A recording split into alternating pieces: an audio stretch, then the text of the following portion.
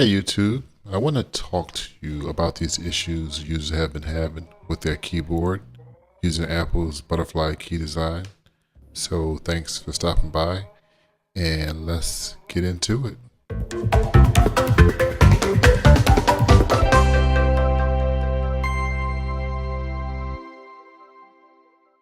Let me tell you about the issues. Keys are getting stuck, keys are randomly repeating itself, and random keys feel sticky. So I got a question for you.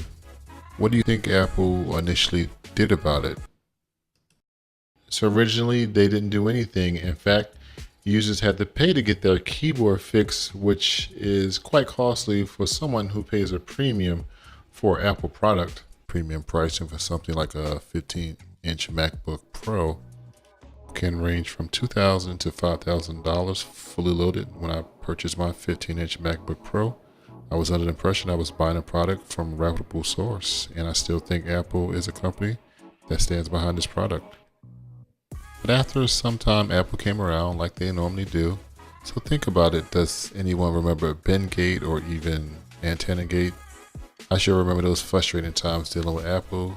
For many Apple users, it was something like a love-hate relationship. That sometimes was the time it took for blogs, forums, and even news outlets to air out Apple's dirty laundry, which I think convinced Apple to do the right thing by its customers by fixing the issue free of charge for those experiencing problems. This is quite surprising for a company that supposedly has strenuous quality controls. I just don't understand how Apple's leadership can get on stage and gleam about these so-called innovative butterfly key mechanisms. And that all adds up to a key that is much more precise and accurate. After all the back and forth with complaints from customers, a class action lawsuit was brought in Apple's direction. The petition on change.org has received over 32,000 signatures and has grown at a high rate, which has influenced Apple to launch a free keyboard repair program.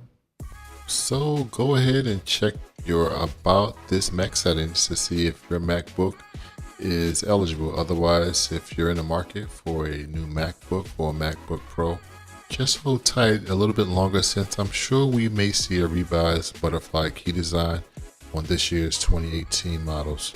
Lastly, I always recommend AppleCare just to get an extra layer of protection for similar events such as the one we are discussing today.